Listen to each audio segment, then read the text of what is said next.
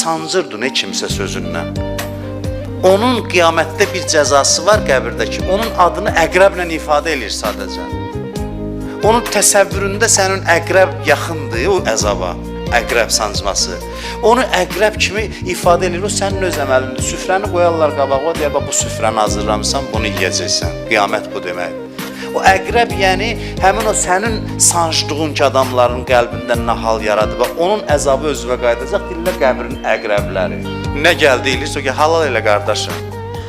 Mən də deyirəm, mənə müraciət eləməyə heç ehtiyac yoxdur. Mən halal eləmişəm hamısını. Hamısını halal eləmişəm, amma yenə də axı başqasının halal eləməklə deyil. Bir dənə söz danışırsan ki, 100 adam bir-birinə vurursan, 100 adamın ürəyinə şək toxumu səpirsən. Yaxşı, mən halal elədim, heç qapıma gəlməsən də olar. Mən elan edirəm yenə də, hamını halal edirəm. Amma orada bilmirəm. Orada deyəcək halal elə qardaşım, deyəcək deyən görə